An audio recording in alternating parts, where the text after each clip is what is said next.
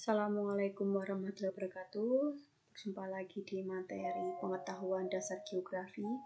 Untuk minggu kemarin kita sudah mempelajari tentang pengertian geografi dan aspek geografi. Untuk pertemuan kita membahas tentang objek kajian geografi dan konsep geografi. Sekarang kita mulai. Objek itu apa? Konsep itu apa? Objek studi geografi itu ada dua, ada objek formal dan ada objek material. Objek formal yaitu adalah cara pandang atau cara berpikir terhadap fenomena geografi atau objek material yang dikenal dengan 5W1H. Di mana nanti kita ambil contoh adalah banjir.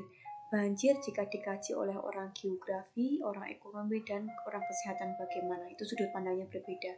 Banjir jika dikaji oleh orang geografi, maka dilihat apa penyebabnya, kemudian persebarannya di mana, kemudian dampaknya apa bagi lingkungan.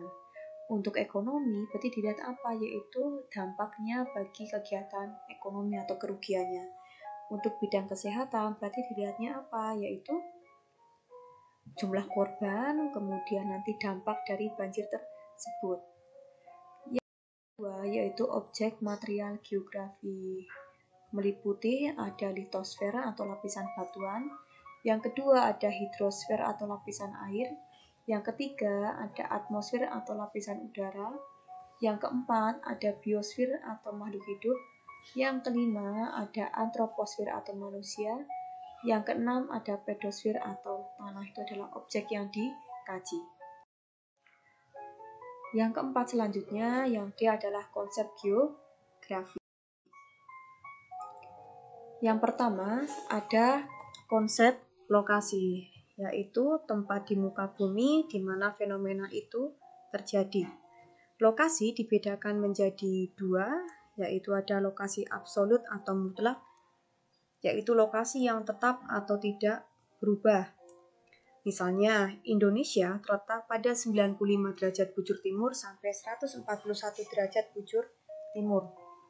Kemudian ada lokasi relatif, yaitu berkaitan dengan lokasi yang tidak tetap atau bergantung pada situasi yang terjadi. Misalnya, dahulu Kabupaten Banten merupakan bagian dari Provinsi Jawa Barat, namun sekarang menjadi Provinsi Banten. Jadi bedanya kalau absolut itu dia tetap, kalau yang relatif berubah-ubah. Kemudian, ini adalah contohnya petanya.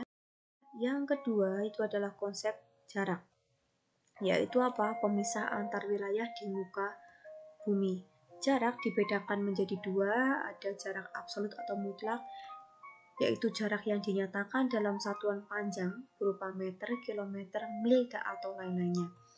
Misalnya jarak Bekasi ke Jakarta adalah 20 km, jarak Kebumen ke Wates 100 km. Yang B adalah jarak relatif, yaitu jarak yang dinyatakan dengan waktu, ongkos, jenis kendaraan, dan lain-lain. Misalnya dari Jogja ke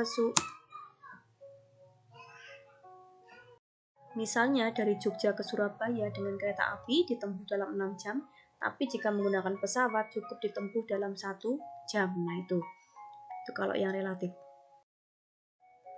Yang ketiga yaitu konsep keterjangkauan atau aksesibilitas,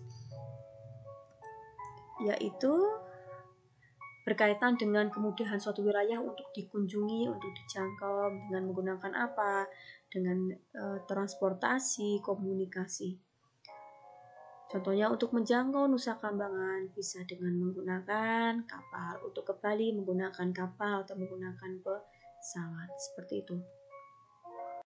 Kemudian yang keempat adalah konsep morfologi atau bentuk muka bumi, yaitu berkaitan dengan bentukan-bentukan di muka bumi atau relief. Contohnya di daerah pantai, utara Jawa memiliki relief datar. Di gurun terdapat banyak gumuk pasir. Atau untuk menuju ke Jakarta, jika melewati Bandung, nanti melewati pegunungan. Itu adalah konsep morfologi. Yang kelima adalah konsep nilai kegunaan atau manfaat dari objek. Kegunaan suatu wilayah yang memiliki nilai tersendiri bagi orang yang mendiaminya, atau objek itu memiliki manfaat atau nilai guna yang berbeda-beda tergantung subjeknya. Contoh, Kawasi Kidang yang ada di Wonosobo itu kalau untuk masyarakat sekitar dimanfaatkan untuk mata pencaharian. Tapi dimanfaatkan oleh orang-orang di luar Wonosobo untuk apa? Ya untuk berwisata. Contoh yang lain yaitu angin. Angin digunakan kalau untuk orang yang suka olahraga, berarti untuk para layang. Untuk mungkin seumuran kamu untuk main layang-layang. Nah itu. Yang keenam yaitu konsep aglomerasi, yaitu apa sih? Pengelompokan berbagai aktivitas manusia dalam beradaptasi dengan lingkungannya seperti pemukiman, aktivitas pertanian, perdagangan, dan lain-lain. Beberapa kenyataan geografi yang dapat dikaji dengan konsep aglomerasi terutama menyangkut dari aspek manusia. Contohnya, industri genteng di Kebumen banyak terdapat di mana? Pejagoan. Di perkotaan ada pengelompokan pemukiman kelas elit dan pemukiman kelas kumuh. Untuk di Kebumen tidak ada pengelompokan, ya paling hanya perumahan. Dan perumahan itu juga tidak mencerminkan orang itu adalah orang kelas elit.